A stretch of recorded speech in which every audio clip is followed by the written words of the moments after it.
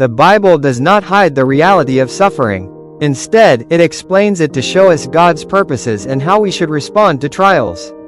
From the very beginning in Genesis chapter 3, when Adam and Eve disobeyed God, sin entered the world. With sin came pain, sorrow, and death. This reminds us that much of the suffering we see today is the natural result of living in a fallen world. But the story of Job teaches us something deeper. Job was righteous, yet he suffered greatly. His story shows that suffering is not always punishment for sin. Sometimes God allows it as a test of faith to refine our hearts, to prove the depth of our trust, and to show that true worship is not based only on blessings, but on loving God for who He truly is.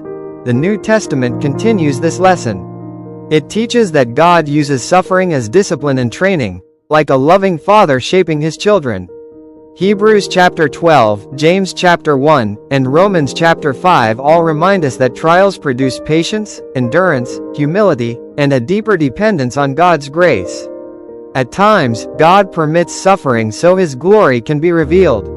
In John chapter 9, Jesus healed a man who was born blind and explained that his suffering was not because of sin, but so that the works of God might be displayed in him. Above all, the greatest example of suffering is found in Jesus Christ. The prophet Isaiah described him as a man of sorrows, acquainted with grief. Though innocent, he endured rejection, pain, and the agony of the cross. Why? To bring salvation to the world. Through Christ, God Himself entered into human suffering and turned it into redemption. For us today, this means that while we may not always understand the reasons behind every hardship, we can trust God's promise in Romans chapter 8 that all things work together for good to those who love Him. And as 2 Corinthians chapter 4 says, our present troubles are preparing us for an eternal glory that far outweighs them all. So, suffering is never meaningless.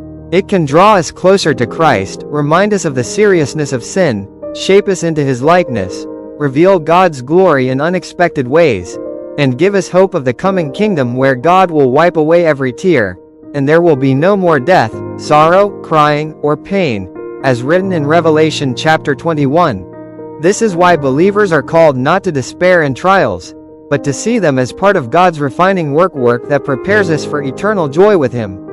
Please subscribe to this channel and turn on the notification bell for more videos.